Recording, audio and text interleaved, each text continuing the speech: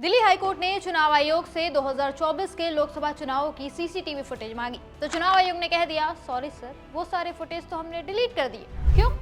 वजह हम आपको बताते हैं, इनसे मिलिए।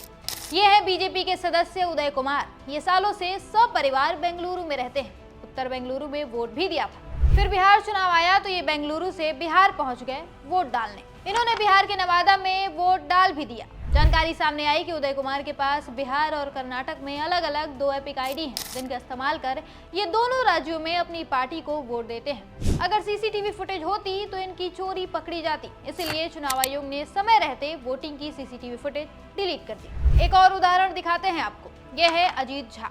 इनका 3 जगह एपिक आईडी है, दिल्ली, हरियाणा और बिहार में। इन्होंने तीनों जगह वोट भी किया है, बाकायदा तस्वीरें डाली हैं। यही नहीं, इनके पिताजी के भी 3 जगह एपिक आईडी है। इनकी माताजी और पत्नी का 2 जगह एपिक आईडी है। यह है चुनाव आयोग की आदमी एक वोट अनेक व्यवस्था, जिसके तहत बीजेपी के वोटर्स कई राज्यों में अलग अलग वोट डाल सकते हैं। लेकिन नियमों के चक्कर में ये फंस सकते थे। अगर सीसीटीवी फुटेज चेक होती तो ये लोग आसानी से वोट चोरी नहीं कर पाते। इसीलिए इनकी मदद के लिए आगे आया चुनाव आयोग।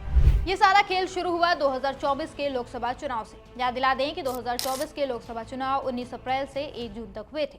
मतदान के दौरान हर बूथ पर सीसीटीवी कैमरे लगे थे, वेबकास्टिंग हो रही थी, सब कुछ रिकॉर्ड हो रहा था। लेकिन अचानक 30 मई को चुनाव आयोग ने एक नया नियम निकाल दिया और कहा कि अब चुनावों के दौरान खींची गई फोटो, सीसीटीवी फुटेज, वेबकास्टिंग और वीडियो रिकॉर्डिंग सिर्फ 45 दिनों तक ही सुरक्षित रखी जाएंगी। इसके बाद सारा डेटा डिलीट कर दिया जाएगा।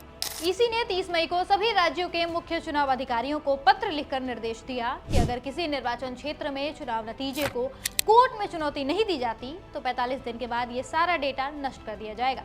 आयोग का कहना था कि उसके इलेक्ट्रॉनिक डेटा का दुरुपयोग कर गलत और भ्रामक नैरेटिव फैलाए जा रहे हैं, जिसके कारण ये फैसला लिया गया है। इसके बाद फिर दिसंबर 2024 में मोदी सरकार ने साल 1961 के चुनाव आचरण नियमों के नियम 93 के उप नियम 2 के खंड ए में बदलाव कर दिया। इस बदलाव के बाद अब सभी चुनाव से जुड़े दस्तावेज जनता को देखने के लिए उपलब्ध नहीं होंगे। फरवरी में इस बदलाव को सुप्रीम कोर्ट में चुनौती भी दी गई थी। पारदर्शिता कार्यकर्ता अंजलि भारद्वाज ने याचिका दाखिल की, जिसमें कहा गया कि ये बदलाव मतदाताओं के सूचना के अधिकार पर अनुचित रोक लगाता है। जिसके बाद सुप्रीम कोर्ट ने इस याचिका पर केंद्र सरकार और चुनाव आयोग को नोटिस भेजा है। फिलहाल ये मामला सुप्रीम कोर्ट में लंबित है। कुल मिलाकर मोदी सरकार और चुनाव आयोग मिलकर हर मुमकिन कोशिश कर रहे हैं कि वोटिंग प्रक्रिया में धांधली करना आसान हो जाए, चाहे वो नियम बदल कर हो या फिर सीसीटीवी फुटेज डिलीट करके।